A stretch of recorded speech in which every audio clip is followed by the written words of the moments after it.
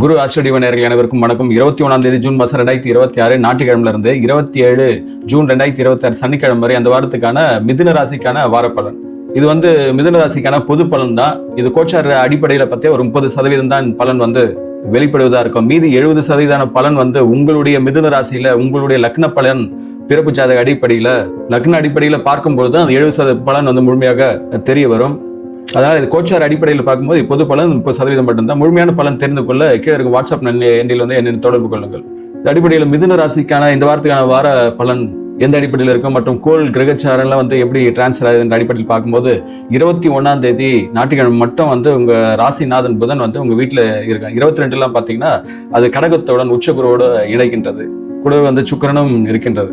இந்த ரெண்டு சுப கிரகங்களோட இந்த கிரகமும் இணைவதனால ஒரு விதமான மாபெரும் தன யோகம் தான் உருவாக்குவதா இருக்கும். ஏன்னா 2ஆம் வீடு கூட தனம் குடும்ப வாக்குஸ்தானத்துல 3 கிரகங்கள் சுப கிரகங்கள் இருக்கும்போது புதனுக்கு குரு பகைதான் இருந்தும் நட்பு கிரகமான சுக்கிரனோட இணையும் போது புதனின் அந்த எதிர்ப்பான அதை அள்ளி கொடுக்கறத ஒரு விதமா முழுமையான பெற்றுக்கொள்ளும் ஆற்றல் சுக்கிரனால புதனுக்கு ஸ்ட்ரென்த்தான கிடைத்து அந்த அறிவு ரீதியான வாக்குலையும் குடும்பத்திலையும் செழுமையான தனத்தை உண்டாக்குவதாக தான் இருக்கும். அது இல்லாம உங்க ராசியிலே ஜென்ம ராசியிலே சூரியன் இருக்கின்றது. அதனால ஒரு தைரியமான நிர்வாக ஆளுமை அதெல்லாம் அதிகரிக்கும். கூடவே உடல் உஷ்ணமும் இருக்கும். செவ்வாய் உங்க வீட்டுல இருந்து 12ஆம் வீட்டுல விரயத்துல இருக்கிறதுனால அந்த செவ்வாய் சனியை 3ஆம் பார்வை பார்ப்பதனால ஒரு விதமான இதுதான். போதிய மட்டும் வாகனம் செல்லும்போது கவனமாக செல்லுங்கள். ஒரு தூக்கமின்மை ஏற்படும். ஒரு விதமான செலவுகள் சுப செலவுகளும் ஏற்படும். தேவையில்லாத அன்வான்டான செலவுகளும் உண்டாகும். பெரிதளவு சனியினால பாதிப்பு இல்லை. ஏன்னா சனியை குரு 9ஆம் பார்வை பார்ப்பதனால போதிய மட்டும் மட்டுப்படுத்தப்படும். அதில் 2ஆம் இடம் 9ஆம் இடத்துல ராகு இருக்கு. உங்க வீட்டு 3ஆம் இடத்துல கேது சிம்மத்தில் இருக்கின்றது. இல்லை தொலைதூர பயணங்கள் இதெல்லாம் ஏற்படும். கேதுவான ஒரு அளவற்ற தைரியம் தருவதாக இருக்கும். உங்க வீட்டுல 10ஆம் இடத்துல சனி இருக்கிறதுனால ஒரு விதமான கர்ம சனி தொழில் சார்ந்த நிலையை குறிப்பதாக இருக்கும்.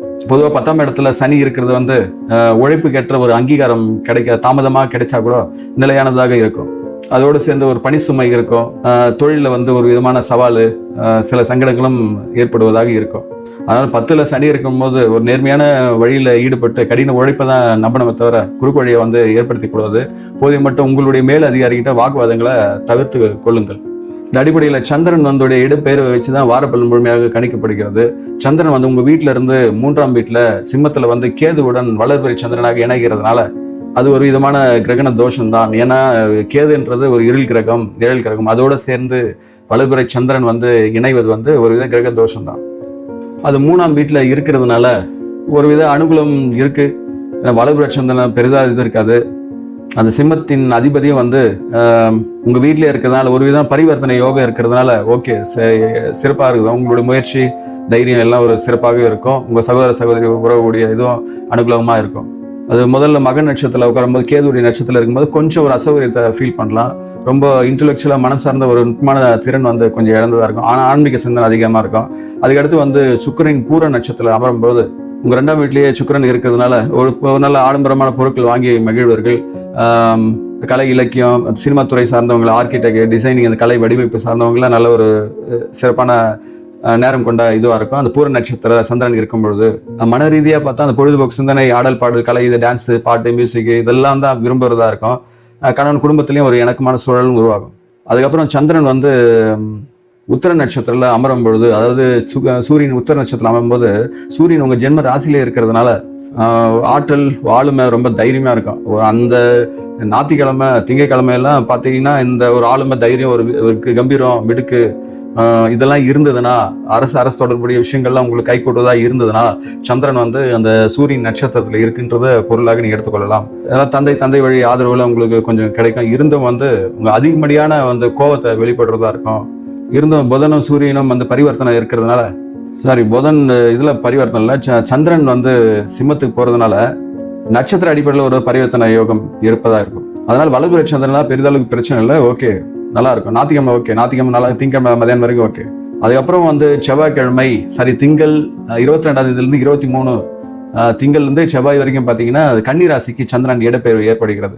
அது அதே உத்திர நட்சத்திரம் 2 3 பாதத்துக்கு நகரும் போது அதே சூரியன்ல இருந்த ஆற்றல் அப்படியே வெளிப்படுவதாக இருக்கும். அதுக்கப்புறம் பார்த்தீங்கன்னா அஸ்த நட்சத்திர சந்திரனின் சொந்த நட்சத்திரத்தில் அமரும் போது நல்ல ஒரு அழகுத்தனம், முகத்துல ஒரு தேஜஸ், ஒரு பொலிவு, இதெல்லாம் சிறப்பட்டு இருக்கும். ஏன்னா உங்க வீட்டுல இருந்து 4ஆம் வீடு இருக்கிறதுனால தாயாரின் உடல்நிலை கொஞ்சம் மேம்பட்டுதா இருக்கும். மருத்துவம் சார்ந்த விஷயங்கள் அவங்க எடுத்துக்கொண்டதா கொஞ்சம் அதுல இருந்து ஒரு குடும்பத்துல ஒரு மகிழ்ச்சி நிலவுவதா இருக்கும்.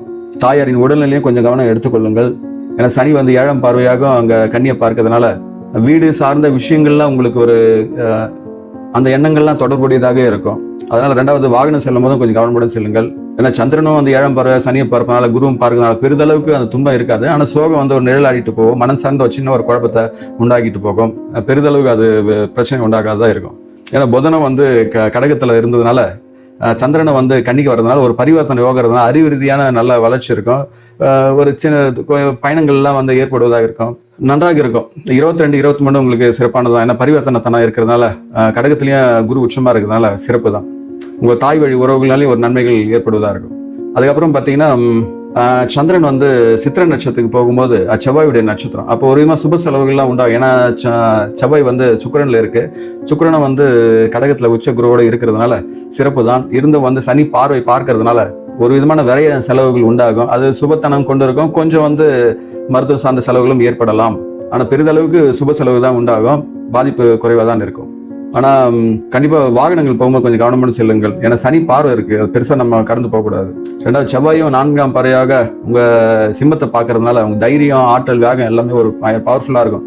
அதே எண்ணத்தோட வண்டி ஓட்டும் போது எங்கன்னா விழுந்து வர சூழலும் உண்டாகும். அதனால வாகனங்கள் செல்லும் போதும் கவனம் செல்லுங்கள். அதுக்கப்புறம் பாத்தீங்கன்னா சந்திரன் வந்து 24, 25, 26 இந்த 3 தேதியில பார்த்தா துளாராசிக்கு இடப்பெயர்வு ஏற்படுகிறது. அதே சித்திரை நட்சத்திரத்துக்கு போகும்போது அது உங்க மிதுனத்திலிருந்து பார்த்தோம் 5ஆம் வீடு. 5ஆம் வீடும் போது அறிவு ரீதியான ஆற்றல் எல்லாமே இந்த பொழுதுபோக்கு சிந்தனை இதுக்கு சார்ந்துதான் நகரும். அறிவு இதெல்லாம் பிரகாசமா இருக்கும். குழந்தைகளின் கல்வி, மாணவன் கல்வி எல்லாம் சிறப்புடையதாக இருக்கும். ஏன்னா உங்க ராசிநாதனே வந்து சுக்கிரனோட இருக்கிறதுனால உங்க ராசியில இருந்து 5ஆம் இடம் துலாமா இருக்கிறதுனால ஒரு சிறப்பான நாட்களாக தான் இருக்கும். 24, 5, 26 அதாவது புதன்கிழமை, வியாழக்கிழமை, வெள்ளிக்கிழமை மதியானம் வரைக்கும் ஓகே, நல்லா இருக்கும். அதே சித்திரை நட்சத்திரம் இருக்கும்போது அந்த செவ்வாயுடைய வீரிய ஆற்றல் வேலைகளை எடுத்துப்போட செய்யறது ரொம்ப திறம்பட செய்யறீங்களா. சகோதர சகோதரி உறவுகள்லாம் ஒரு சிறப்புதான் இருக்கும். தொழில் நிலையம் ஏற்படுதா இருக்கும். ஏன்னா குரு பார்வை வந்து சனியை பார்ப்பதுனால தொழில் சார்ந்த தாமதமும் கொஞ்சம் கொஞ்சமா விலகுதா இருக்கும். அதுக்கப்புறம் சுவாதி நட்சத்திர சந்திரன் வந்து துலாத்துல அமரும் போது அது 9ஆம் இடத்துல ராகு இருக்கின்றது. அதனால தந்தை வழி சார்ந்த உறவுகள்ல வந்து ஒரு விதமான அறிவுரை, ஆலோசனை கிடைக்கும். அதே நேரத்தில் சில மன இடர்பாடுகளும் உண்டாகதான் இருக்கும். 9ஆம் இடம் பாகிஸ்தான் அப்போது மட்டும் வந்து லாபம் அடிப்பது. ஏன்னா கும்பம் என்றது ராகுக்கு பிடித்த இடம் தான். பெரிதளவுக்கு பிரச்சனை இருக்காது. சிறு பயணங்களும் ஏற்பட சூழல் இருக்கும். துலாத்துல சந்திரன் வந்து சுவாதி நட்சத்திரம் அமரும் போது, அதுக்கு அடுத்து பாத்தீங்கன்னா விசாக நட்சத்திரம் இருக்கும்போது அது குருவுடைய நட்சத்திரமா இருக்கிறதுனால மனம் வந்து உணவு சார்ந்த விஷயங்கள், ஆன்மீக சார்ந்த படைப்பாடு சிந்தனை இது சார்ந்த விஷயங்கள்லாம் ஈடுபடுவதா இருக்கும். உங்க 6ஆம் வீட்டை விருச்சிகத்தை வந்து குரு பார்க்கறதுனால கொஞ்சம் உணவு சார்ந்த விஷயங்களை ரொம்ப அதிகமாக அளவுக்கு மீறி எடுத்துக்கொள்ளாதீங்க. உடல் நலத்தையும் கொஞ்சம் கவனம் எடுத்துக்கொள்ளுங்கள். அதுக்கப்புறம் பாத்தீங்கன்னா 27ஆம் தேதி சந்திரன் வந்து விருச்சிக ராசிக்கு செல்கின்றது. அதே விசாக நட்சத்திரம் செல்லும் போது குரு வீடு என்ன தன்மை இருக்கோ அது வெளிப்படுவதா இருக்கும். ஏன்னா குரு வந்து உங்க 6ஆம் வீட்டையும் பார்க்குது, 8ஆம் வீட்டையும் பார்க்குது, 10ஆம் வீட்டையும் பார்க்குது. அதனால குரு இந்த வீட்டை பார்ப்பதனால ஒரு சிறப்பான தன்மை கொண்டுதான் செயல்படும். அதனால இப்ப குரு பார்வை இருக்கிறதுனால 6ஆம் வீட்டு தன்மையும் வந்து ஓரளவுக்கு இது நன்றாக தான் இருக்கும். பழைய கடன் இருந்தால் அது வசூலாகும். புதிய கடன்கள்லாம் ஏற்படுவதாக இருந்தால் முயற்சி கைகூடும். உடல்நலம் வந்து தேர்வதாக இருக்கும். நோய்களுக்கான மருத்துவம் வந்து கிடைக்கும். ஏன்னா செவ்வாயும் வந்து உங்க 6ஆம் இடத்தை பார்க்குது. அதனால கணவன் மனைவி உறவும், இதுல நட்புகள் உறவு, காதல்கரை உறவு எல்லாம் கொஞ்சம் சிறப்புற்றதா இருக்கும்.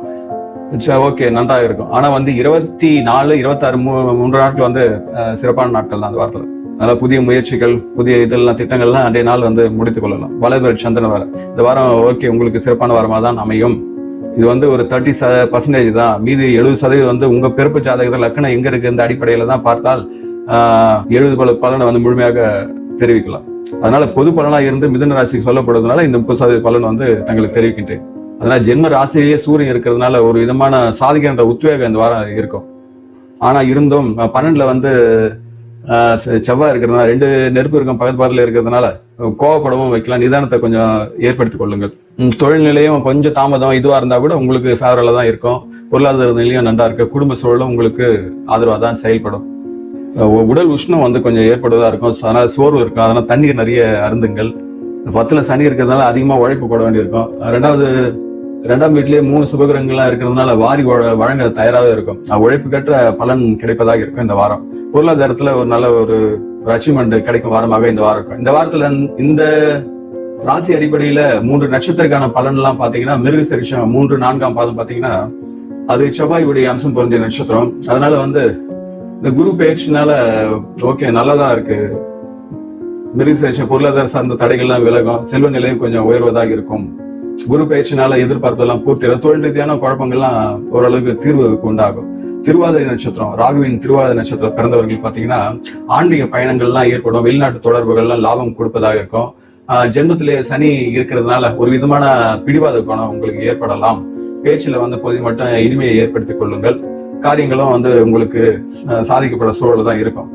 அதுக்கப்புறம் புனர்பூசம், குருவின் புனர்பூசம் நட்சத்திரக்காரன் பாத்தீங்கன்னா உங்க ராசிநாதனே வந்து உங்க நட்சத்திர உங்க நட்சத்திர நாதன் குரு வந்து 2ஆம் வீட்டுல வந்து இதுவா இருக்கிறதுனால உங்க மற்ற திருவாதிரைக்கும் மிருகசீரிஷத்தை விட உங்க நட்சத்திரக்காரங்க நல்லா இருக்கும். குடும்பத்துல இருந்து வந்த நீண்ட பிரச்சனைகள் தீரும், புதிய வங்கி சேமிப்புகள் வந்து ஏற்படுவதாகும், புதிய சொத்துக்கள் ஏற்படும், கல்வியிலும் தொழிலும் ஒரு நல்ல முன்னேற்றம் காண்பதாக இருக்கும் உங்களுக்கு. இந்த அடிப்படை பாத்தீங்கன்னா இந்த வாரத்துக்கு அதிர்ஷ்ட எண்கள் பாத்தீங்கன்னா 5, 7, 9. அதிர்ஷ்ட திசை பாத்தீங்கன்னா வடக்கு, வடகிழக்கு. அதிர்ஷ்ட நிறம் வந்து பச்சை, மஞ்சள். ஆன்மீக பரிகாரம் எடுத்தீங்கன்னா இந்த கர்ம சனி 10ஆம் இடத்துல இருக்குன்னா தொழில் சார்ந்த தடைகள்லாம் நீக்கிறதுக்கு சனிக்கிழமைனா ஒரு மாற்றுத்திறனாளிகளை வந்து அல்லது முதியோர்களுக்கு வந்து நீங்க உணவு தானம் வழங்கலாம். இந்த புதன்கிழமைனா பெருமாள் கோயிலுக்கு போயிட்டு துளசி மாலை சாற்றி வழிபடலாம். இந்த விஷ்ணு சகஸ்ரநாமன்றத கேட்கலாம். காலையில நீங்க சூரிய நமஸ்காரம் செய்யலாம். ஆதித்ய ஹிருதயம் என்ற ஸ்லோகத்தை வந்து கேட்கலாம். இதெல்லாம் வந்து மன ரீதியான ஒரு தெளிவை கொடுத்து அளவற்ற செல்வத்தை உங்களுக்கு வழங்கும். அதான் மிதுன ராசிக்காரன் தங்கள் வாழ்வில் அனைத்து வளங்களும் பெற்று சிறப்புடன் வாழ எல்லாம் வல்ல அந்த இறைசக்தியை நான் பிரார்த்திக்கின்றேன். இதுவரை நம் சேனலுக்கு நீங்கள் சப்ஸ்கிரைப் செய்யலாம், சப்ஸ்கிரைப் செய்து கொள்ளுங்கள். உங்கள் ராசி கொண்ட நட்பு உறவு காணொலியை வந்து பகிர்ந்து கொள்ளுங்கள். தாங்களும் தங்கள் அன்பு குடும்பம் வாழ்க வளமுடன்.